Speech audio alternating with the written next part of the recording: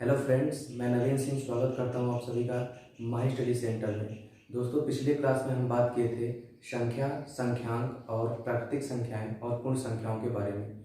आज के इस क्लास में हम चर्चा करेंगे सम संख्या, विषम संख्या, भाज्य संख्या तथा अभाज्य संख्याओं के बारे में और पूर्णांक के बारे में हम चर्चा करेंगे। तो आइए देखते हैं कि आखिर सम संख्याएं क्या होती हैं।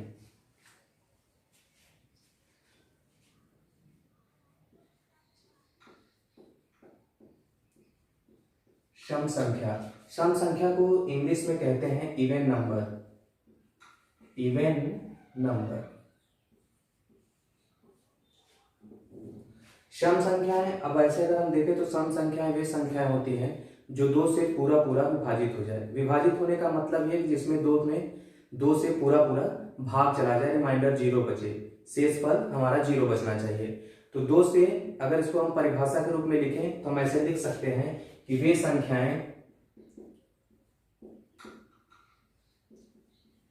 संख्याएं जिसमें दो से पूर्णतः विभाजित हो।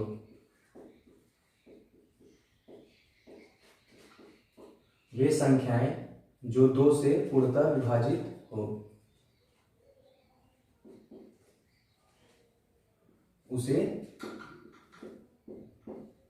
सम संख्या या इवन नंबर कहेंगे, या इवन नंबर हम कहेंगे। जैसे अब सम संख्या के बारे में देख ले तो सम संख्या हमारा क्या क्या होता है, 2, 4, 6, 8, 10, बहुत ढेर सारे होते हैं। अगर देखते रहेंगे तो सम संख्याएं भी एक तरीके से हमको अनंत तक मिलेंगी। तो सम संख्याएं वे संख्याएं जिसमें दो से पूरा भाग चला जाए उसे हम सम संख्याएं कहेंगे। और एक तरीका और है सम संख्याओं को जानने के कि जैसे अगर हम गिनती में प्राकृतिक संख्या में हम एक एक का गैप करें, जैसे गिनती को 2 से स्टार्ट करें और उसमें हम एक गैप करके दूसरी संख्या उसके आगे वाला लें, जैसे 2 के बाद 3 को छोड़ें 4 आया, 4 हमारा सम संख्या है।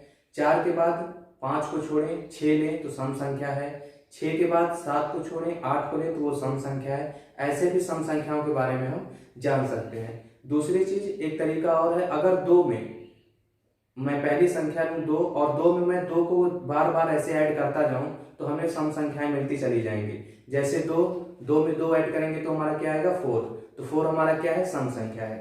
4 में फिर 2 ऐड करेंगे तो कितना आएगा 6 हमारा क्या है, सम संख्या है। 6 में फिर 2 ऐड करेंगे तो क्या आएगा 8 हमारा क्या है, सम संख्या है। तो सम संख्याएं वे संख्याएं होती हैं जिसमें 2 से पूरा भाग चला जाए, पूरा वो 2 से पूर्णतः विभाजित हो जाए, तो वो हमारा सम संख्या कहलाता है।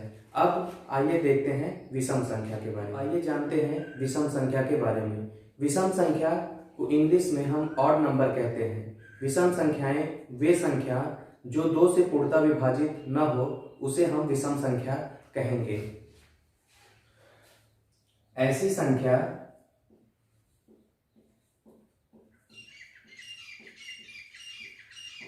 जो 2 से पूर्णतः विभाजित न हो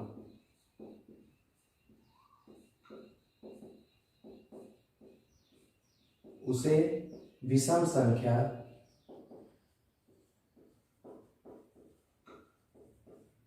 या फिर ऑड नंबर कहेंगे या कहते हैं। ठीक है, ऐसी संख्याएं जो 2 से पूर्णतः विभाजित न हो उसे विषम संख्या या ऑड नंबर कहेंगे। जैसे एग्जांपल में अगर हम लें तो एग्जांपल में हम कह सकते हैं कि विषम संख्याएं 1, 3, 5, 7, 9 इत्यादि होती हैं। ठीक है, ये भी इनफाइनाइट अगर आप देखें तो ये भी अनंत तक होती हैं, क्योंकि संख्याएं जो भी हैं वो नेचुरल नंबर का ही ये सब हिस्सा है, तो ये भी अनंत तक हो सकती हैं। तो अब सम संख्या में हम देखे थे कि जो 2 से पूर्णतः विभाजित होती थी उसे सम संख्या कहते थे। विषम संख्या या ऑड नंबर में हम देखें कि विषम संख्या जो 2 से पूर्णतः विभाजित नहीं होती थी, जिसमें 2 से पूरा भाग नहीं जाता था, रिमाइंडर कुछ न कुछ बचता था उसमें, तो ये हमारा विषम संख्या है। विषम संख्या जिसमें जो 2 से पूरा पूरा न कटे, एक तरीका ये भी कह सकते हैं कि जो 2 से पूरा पूरा न कटे, या जिसमें 2 से पूरा पूरा भाग न जाए, या जो 2 से पूर्णतः विभाजित न हो, उसे हम क्या कहेंगे? विषम संख्या। अब विषम संख्या हो गया, विषम संख्या हो गया। इसके बाद हमारा आता है अभाज्य संख्याएं, प्राइम नंबर, और भाज्य संख्याएं, कंपोजिट नंबर। अब आइए जानते हैं अभाज्य संख्या यानी प्राइम नंबर्स के बारे में। अब देखिए अभाज्य संख्याएं क्या होती हैं। अभाज्य संख्याएं ऐसी संख्याएं होती हैं जो सिर्फ स्वयं और एक से ही विभाजित होती हैं, इसके सिवा और कोई ऐसी संख्याओं से विभाजित नहीं होती। तो हम कह सकते हैं कि अभाज्य संख्याएं ऐसी संख्याएं जो सिर्फ स्वयं और एक से कटे या फिर स्वयं और एक से ही उसमें भाग जाए, तो हम उसे अभाज्य संख्याएं कहेंगे। अभाज्य संख्याएं क्या होती हैं, लिख के देख लेते हैं कि अभाज्य संख्याएं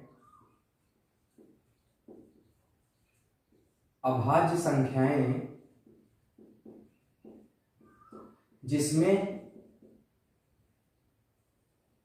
अभाज्य संख्याएं वे संख्याएं होती हैं, अभाज्य संख्याएं वे संख्याएं होती हैं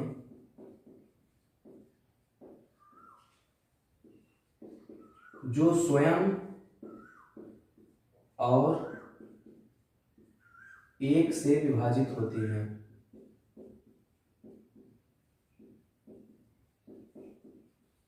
एक से विभाजित होती हैं।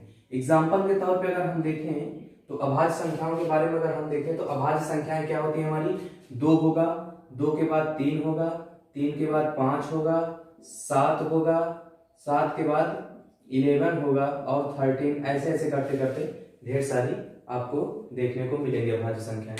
तो अभाज्य संख्याएं वे संख्याएं होती हैं जो स्वयं और एक से विभाजित होती हैं, इसके सिवा और किसी से विभाजित नहीं होती। जैसे 2 को ले लीजिए, 2 किसी के टेबल में नहीं आता, किसी के पहाड़ी में 2 नहीं आता, 2 सिर्फ 2 के टेबल में आता है। तो 2 में क्या होगा कि सिर्फ 2 से कटेगा, तो इसलिए ये स्वयं से कट रहा है या फिर 1 से कट रहा है, 2 1 2 या 1 2 2। तो हम क्या कहेंगे, ये 2 क्या है? अभाज्य संख्याएं हैं। अब 3 के बारे में देखें तो 3 भी स्वयं से ही कटेगा। 5 से देखें तो 5 भी स्वयं से कटेगा। 7 भी किसी के टेबल में नहीं आता, सिर्फ स्वयं से कटता है और 1 से कटेगा। तो ये सब संख्याएं क्या होती हैं? अभाज्य संख्याएं होती हैं। अभाज्य संख्याएं यानी प्राइम नंबर को अगर इंग्लिश में कहें तो हम कह सकते हैं कि सेल्फ डिवाइडेड, जो स्वयं से डिवाइडेड होती है, आर 1 या फिर 1 से डिवाइडेड होती हैं। तो अभाज्य संख्याएं वे संख्याएं होती हैं जो स्वयं और एक से विभाजित होती हैं, उसे हम क्या कहते हैं? अभाज्य संख्याएं या प्राइम नंबर्स कहेंगे। अब हमारा इसके आगे जो है वो है भाज्य संख्याएं, यानी भाज्य संख्याओं के बारे में। भाज्य संख्याएं को इंग्लिश में हम देखें तो कंपोजिट नंबर कहते हैं, और भाज्य संख्याएं वे संख्याएं होती हैं जो स्वयं और एक के अलावा और किसी भी संख्या से वो विभाजित होती हैं।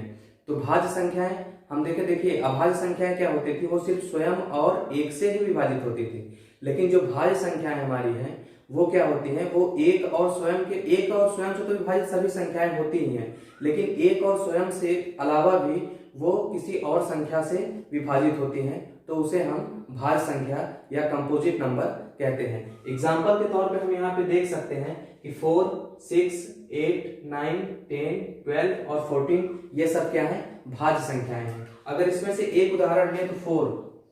अब 4 देखिए, 4 1 से भी विभाजित होगा, 4 से भी विभाजित होगा और 2 से भी विभाजित होगा। अगर देखें तो 1 4 1 4 से देखें 4 1 4 और 2 2 4।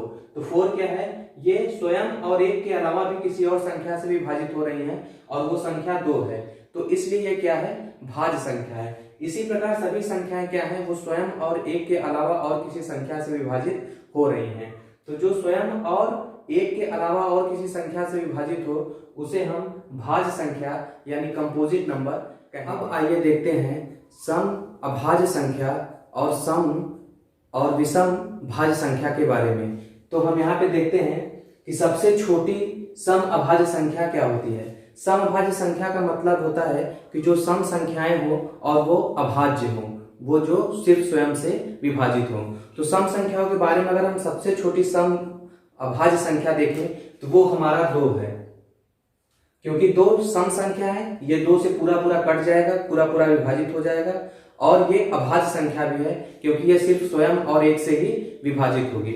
उसके बाद आता है हमारा सबसे छोटी विषम भाज्य संख्या, यानी वे संख्या जो विषम भी हो और वो पूरा पूरा विभाजित भी हो जाए किसी भी संख्या से। तो सबसे छोटी हमारा भाज्य संख्या जो होगा, विषम भाज्य संख्या जो होगा, वो क्या होगा, 9 होगा। 9 हमारा क्या है, सबसे छोटी विषम भाज्य संख्या है। 9 विषम है क्योंकि इसमें 2 से पूरा पूरा भाग नहीं जाएगा, ये 2 से पूरा पूरा विभाजित नहीं है, इसलिए ये विषम है। और भाज्य संख्या, भाज्य संख्या का मतलब ये स्वयं और एक के अतिरिक्त भी और किसी संख्या से विभाजित होगा, तो ये क्या है हमारा विषम भाज्य संख्या। उसके बाद आता है कि अभाज्य और भाज्य संख्या नहीं है। तो जो हमारा एक है वो ना तो भाज्य संख्या होता है और ना ही अभाज्य संख्या होता है। तो यहाँ पे हम कह सकते हैं कि जो हमारा एक है वो ना तो भाज्य संख्या है और ना ही अभाज्य संख्या है। एक हमारा विषम संख्या है क्योंकि एक 2 से पूरा पूरा विभाजित नहीं होता, इसलिए एक क्या है, विषम संख्या है, लेकिन ये भाज्य संख्या नहीं है और ना ही अभाज्य संख्या है। इसके बाद जो हमारा आता है टॉपिक वो है पूर्णांक। प्राकृतिक संख्याएं और पूर्ण संख्याओं के बारे में मैंने पिछले वीडियो में आपको बताया था। इसके बाद जो आता है वो पूर्णांक आता है। पूर्णांक को अगर हम देखें तो इंग्लिश में इंटीजर कहते हैं, इंटीजर नंबर्स, ठीक है, पूर्णांक संख्या। तो इंटीजर नंबर क्या होता है, जब प्राकृतिक संख्या या फिर हम कह सकते हैं कि पूर्ण संख्या ले लें और उसमें जीरो तो पूर्ण संख्या में शामिल ही है, जीरो के अलावा 1 2 3 4 पूर्ण संख्या होती है, तो उसमें अगर हम ऋणात्मक संख्याओं को भी शामिल कर लें पूर्ण संख्याओं में या फिर प्राकृतिक संख्याओं में, जीरो और ऋणात्मक संख्याओं को अगर शामिल कर लेते हैं तो वो हमारा पूर्णांक कहलाता है। तो इसका परिभाषा जैसे अगर हमें लिखना हो तो पहले देख लीजिए पूर्णांक संख्या हम कहेंगे किसे।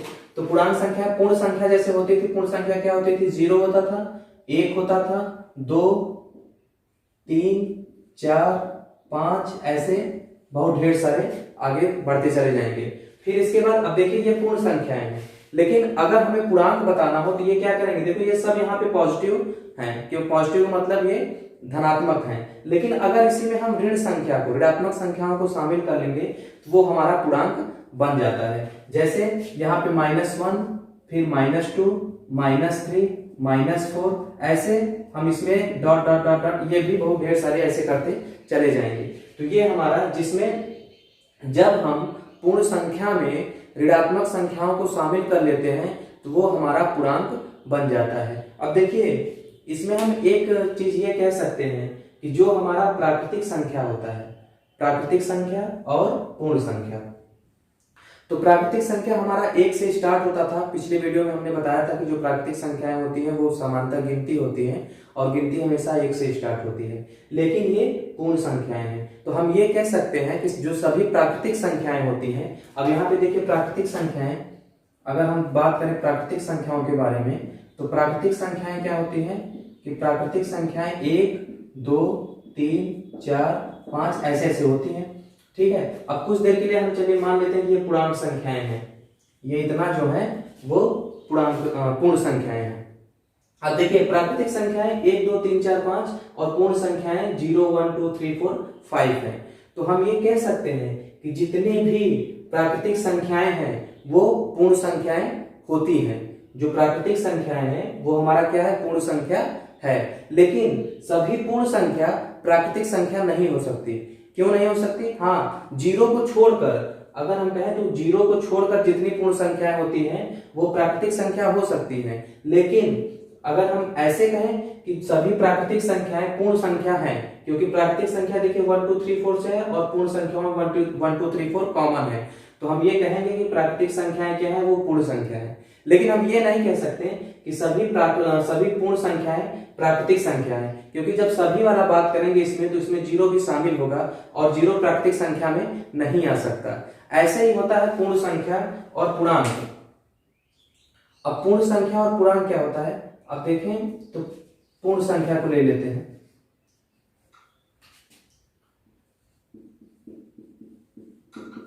पूर्ण संख्या, और पूर्ण संख्या में क्या होता है, 0 शामिल होता है। तो हम ये कह सकते हैं कि जितने भी पूर्ण संख्याएं होती हैं वो पूर्णांक होती हैं। जितने भी पूर्ण संख्याएं, क्योंकि देखिए पूर्ण संख्याओं में 0 1 2 3 4 है, और पूर्णांक में भी क्या है 0 1 2 3 4 5 है। तो हम ये कह सकते हैं कि जो सब पूर्ण संख्या है वो हमारा क्या है, पूर्णांक है। लेकिन हम ये नहीं कह सकते कि सभी पूर्णांक पूर्ण संख्या है, क्योंकि देखिए सभी पूर्णांक में क्या होगा, अगर हम पूर्णांक की बात करेंगे तो पूर्णांक में ऋणात्मक संख्याएं भी सम्मिलित होती हैं, तो सभी पूर्णांक जो होते हैं वो पूर्ण संख्या नहीं हो सकते। लेकिन जो पूर्ण संख्या है वो पूर्णांक हो सकती है। तो यही हमारा था कि सबसे, अब यहाँ पे देख लीजिए फिर से एक बार कि सबसे छोटी सम अभाज्य संख्या क्या होता है, 2 होता है। अब इसे सम अभाज्य संख्या क्यों कहते हैं, क्योंकि ये 2 से पूरा पूरा कट जाएगा इसलिए ये सम है, इसमें 2 से पूरा पूरा भाग चला जाता है इसलिए ये सम है। और अभाज्य संख्या है क्योंकि ये 2 जो है वो सिर्फ स्वयं और 1 से विभाजित होता है, इसलिए हम इसे सम अभाज्य संख्या कहते हैं, और ये सबसे छोटी सम अभाज्य संख्या है। उसके बाद बात करें सबसे छोटी विषम भाज्य संख्या का, तो विषम भाज्य संख्याएं क्या होती है, विषम भाज्य संख्याएं वे संख्या होती है जिसमें 2 से भाग न जाए और वे स्वयं और 1 के अलावा किसी और संख्या से विभाजित हो जाए। जैसे यहाँ पे 9 है, 9 सबसे छोटी विषम भाज्य संख्या है। क्यों है, क्योंकि ये इसमें 2 से पूरा पूरा भाग नहीं जाएगा तो इसलिए ये क्या है, विषम है। उसके बाद ये भाज्य है, क्यों, क्योंकि ये स्वयं और 1 के अलावा भी किसी और संख्या से कटेगा, पूरा पूरा भाग जाएगा और वो संख्या 3 है। तो हम ये कह सकते हैं कि सबसे छोटी विषम भाज्य संख्या क्या है, 9 है। अब अभाज्य और भाज्य संख्या, तो जो हमारा 1 है वो ना तो भाज्य संख्या है और ना ही अभाज्य संख्या है। उसके बाद पूर्णांक को हम ये कह सकते हैं कि जब पूर्ण संख्याओं में हम ऋणात्मक संख्याओं को भी शामिल कर लेते हैं तो वो हमारा पूर्णांक बन जाता है।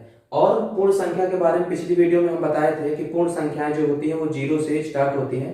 प्राकृतिक संख्याओं में अगर हम 0 को सम्मिलित कर लेते हैं तो वो हमारा पूर्ण संख्याएं बन जाती है। लेकिन हमें इतना ही ध्यान देना है कि जो पूर्ण संख्याएं हैं वो सभी पूर्ण संख्या पूर्णांक तो होते हैं, लेकिन सभी पूर्णांक पूर्ण संख्या नहीं हो सकते। तो दोस्तों आपको ये वीडियो कैसा लगा इसके लिए लाइक और सब्सक्राइब जरूर कीजिएगा और कमेंट बॉक्स में हमें जरूर बताइएगा। हम फिर आपको अगले वीडियो में मिलेंगे एक नए टॉपिक के साथ। तब तक के लिए जय हिंद, जय भारत, और प्लीज हमारे चैनल को अगर आपको अच्छा लगे तो चैनल को सब्सक्राइब जरूर करिएगा। Thank you.